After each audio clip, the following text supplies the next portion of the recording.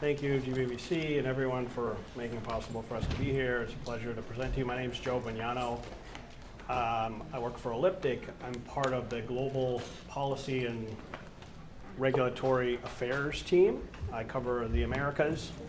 In terms of my background, I spent a number of years working in U.S. Treasury, originally at FinCEN, later at Maine Treasury. I've worked in 40-plus countries working with both regulators, compliance officers, investigators to address financial crime risk within the traditional banking industry and banking services industry, and more recently working in the digital asset space to be able to bring a lot of that experience and understanding both to Elliptic but also to our clients.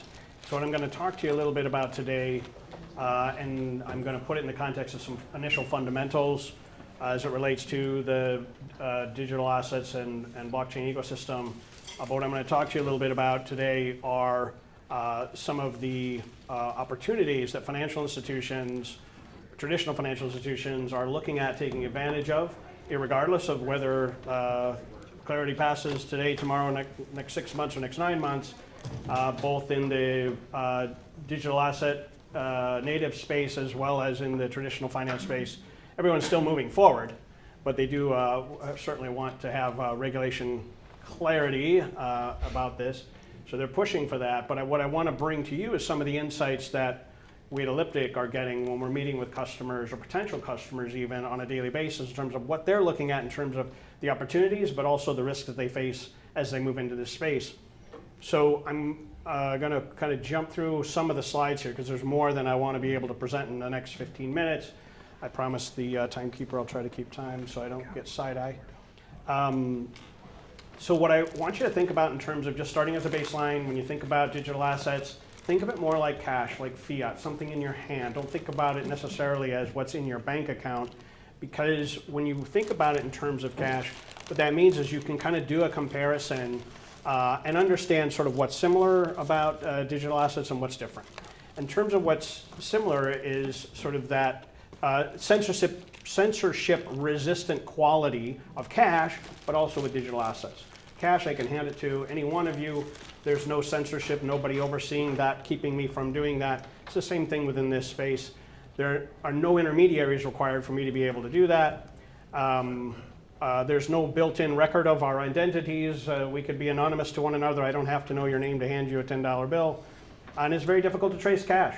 And so my work within the law enforcement community and within regulation, some of the things that digital assets represent to us, because it is based on a blockchain technology, really give us some of the tools and advantages to be able to manage risk within assets that we never had, and to follow the money and to be able to ensure that we are managing risk up front as well as providing ourselves the opportunity then to actually do quality investigations. The thing about digital assets that are different are things like the fact that it's so fast, it is so expedient. If you're in another state or in another city, it makes it a little bit difficult for me to hand you a $10 bill immediately, but I don't have to worry about that in the digital asset space. Digital assets are cross-border, and the discrete storage nature of it's also advantageous for both bad actors and benefits to us in the legitimate community as well. Stacks and stacks of $100 bills are very difficult to discreetly store away so nobody knows where it is. Obviously, because we're on a technological framework, digital assets are different from that. In terms of the architecture, you're probably quite familiar with it. Wallet addresses are really like your bank account number or your email address, so you can tell somebody what your address is, and then you share with them your public key so that they can actually send you the digital asset that is specific, a specific digital asset to your wallet, and then you're able to manage that with your own private key. I think these are some of the fundamentals that most people are familiar with. I want to mention that there. But what does that do is it really then allows us to be able to facilitate this transactional activity. But there's a lot of things that happen within that are sometimes referred to as pseudo-anonymous or information that we don't necessarily have. It's not anonymous, pseudo-anonymous, because the information that's not recorded, such as things like the name or the identity, a physical address associated with who is the owner of that wallet, the reason for the transfer. Those things aren't necessarily recorded in the blockchain, but because we can add what we call off-chain information and intelligence, it allows us to actually do a lot of interesting things that really matter. And this is where I spoke to before, is being able to follow the money. When financial institutions, banks and other traditional financial institutions leverage that off-chain information that they have spent decades and millions of dollars perfecting how they collect that and how they look at the risk within the traditional financial system, and they combine that with the information that they can actually now follow almost without limit in this ecosystem, follow those transactions for however many hops down the road or however many hops from the past. When they combine that kind of information, this is really what's powerful about being able to understand risk and surface risk within the ecosystem, and therefore mitigate that. Obviously, it's better to have good guards and good safety network and good systems on the perimeter so that you don't have to worry about important investigations down the road. Certainly both occur, but being able to understand your risks so that you can mitigate them up front is key. So we're talking about, in the end, we're talking about the same underlying crimes, predicate crimes we refer to them, within this ecosystem, just like we've seen in traditional finance. So we're talking about money laundering, fraud, and other things. And so what's important about that is there's the same illicit activities underlying the efforts to disguise the movement of those funds, but it's also at a speed and scale that's unprecedented. So obviously we need solutions and tools to be able to do that. Elliptic was founded in 2012. We've been compiling data and intelligence in the blockchain for what's that, 13 years now. And that is the core of our value. That's what we're bringing to our customers. It allows us to be able to trace that activity, to understand and surface those risks, and follow that around the globe. In terms of the regulatory landscape, I'm not going to spend a lot of time here because we've got some presentations on that. You folks can follow that. But what I do want to the takeaway I want to give you is that from a regulatory vacuum, we're really rapidly moving into a global framework. And we see this in terms of what's coming out here in the US with Genius and Clarity, but also MiCA in the UK, or sorry, in EU. We've seen legislation coming out of UAE, et cetera, globally. This is what GBBC has been really helpful, I think, in generating understanding and insight to globally, and spends a lot of time on. And I think that we're all very grateful for that. And this is important for financial institutions to follow and understand, but it's not preventing them from moving forward with a lot of these use cases and opportunities that they're looking at. I'm going to talk about in just a moment. I do want to double click just on the fact that this appears to be a lot more in sync than we've ever seen in the past. So what you start to see geographically, globally, is that regulators and legislators are putting out guidance, putting out law, putting out regulations that are fairly consistent, which is useful to combat regulatory arbitrage and things like that. But the big takeaway from a lot of this is that there are certain underlying key activities and key mitigants that all of them are looking for, such as, for example, blockchain analytics is really no longer an optional piece. It's really something that is kind of an expected component. While it may not be prescriptive within the law and regulation, when regulators do come into financial institutions, they are looking to see that financial institutions are, whether it's manual or automated or systematic, they are looking for them to be able to understand the risk that they face and mitigate them. All right, so real quickly, what I also want to talk about are the adoption, the trends, and sort of the size of this industry as it continues to grow.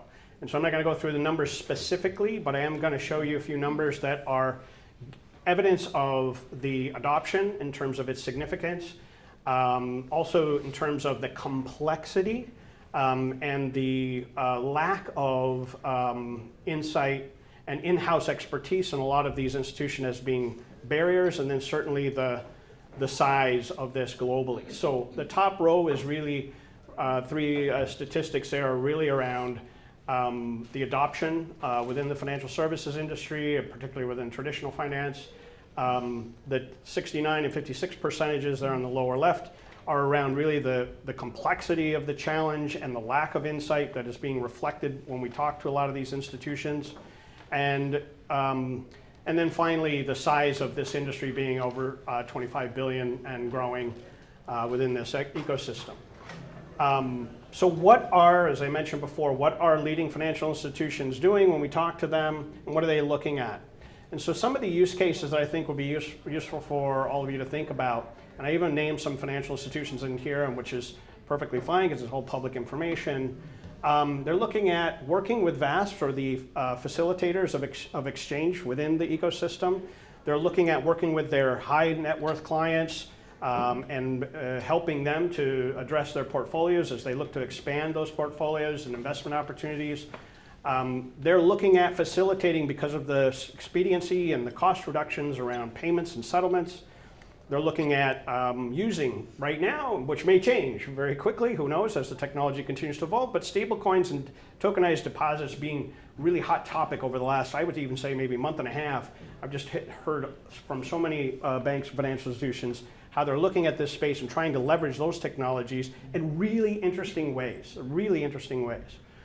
Another few use cases include, how they're doing custody for their clients. They're trying to show that a lot of clients are asking for, and their lines of business are asking for, is the opportunity to be able to facilitate a pathway for their customers in a safe way into this ecosystem, so they don't feel left out.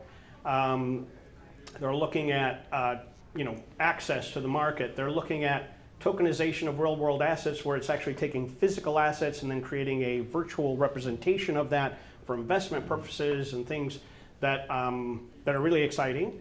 And then finally, as another use case, looking at things that we've talked about over the last day and a half, the interoperability, being able to move across different networks, being able to verify identities in unique and creative ways. So there's a ton of opportunity here for traditional financial institutions. But at the same time, certainly they are still facing risks when they move into these opportunities. And a lot of times they're moving very quickly to these and not necessarily really realizing how they're going to manage it. And so what we talk to them about a lot of times is, look, again, it's the same predicate crimes. It's the same underlying bad act or activity that you're looking for in trying to manage and trying to mitigate. They're just doing it through this ecosystem. And so what you have to understand are what are the things that facilitate that, and what are some of those predicate crimes. So as you see in the colored boxes, what you're going to see is some of those same predicate crimes over and over again. But underneath that, in those bullet points, what you're seeing is, what are the scams, what are the activities, and how are they being facilitated? So once you start to understand that, then you can start to apply things like blockchain analytics to be able to then surface those risks and the exposure that you have to those risks as an institution. So a lot of times we talk to financial institutions about, and they say, hey, how does your investigative tool work? And we say, well, what are you going to investigate? And they say, well, we know we're going to have risk. And we say, well, let's focus on that. And we can get to the investigative tools, but let's start to make sure that we've got good guards at the door first. And so this is where we usually start that conversation. So what we do is we look at public blockchain data, obviously, and combining it, as I mentioned before, with the off-chain intelligence. What that allows us to do then is to surface that through standardized risk scoring. And we actually work with financial institutions to do things that they already know how to do, like build the models, the analytic models that are already looking at all these data points and then mapping that up to their risk tolerance and their red flag identification, their risk assessment as where do they think they're going to expose to risks. Then we look at how do they do things operationally, how have they done it for decades and spend millions of dollars doing that, how do we integrate into that?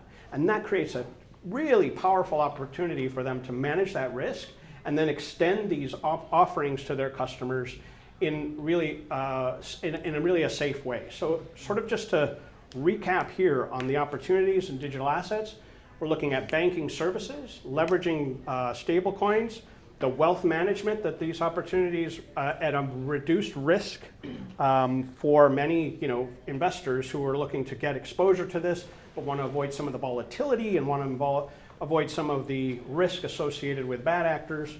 That's being done through, oh, my 15 minutes of fame is about to end, through custody and providing that kind of custody to support the ecosystem, facilitating payments, and then obviously a lot of the trade and tokenization that we've been talking about. So the key takeaways in 30 seconds. Digital assets are really similar to cash, so think about it that way when you want to understand how to manage it, but realizing that there's the speed, scale, and borderless capabilities of these digital assets. The regulatory landscape obviously is moving very quickly, but that hasn't stopped institutional adoption. They're moving forward very quickly. They want to be there. You might hear some of the financial institutions talking out one side of their face, saying, oh, crypto's bad and we don't really like that ecosystem, but guess what? They're all developing opportunities to be there. So it may be marketing a little bit as well and competition management, but everybody's moving in that direction. So it's important that we find some of these opportunities to manage that risk and facilitate what I think is something that's very opportune for the market, and it's really an evolution of the financial services industry.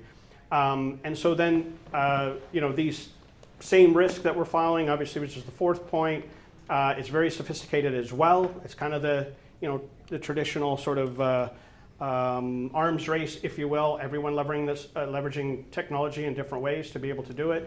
Everyone leveraging AI, everyone leveraging this digital asset space for their own needs. And so it's a matter of trying to manage those risks. And blockchain analytics is really a key to the control around that. It allows you to be able to surface the risk. It allows you to be able to take use actionable intelligence to actually then move forward in mitigating those risks and providing good services and stability to the financial services industry that I think that we all want. So that's the end of my presentation. Thank you very much.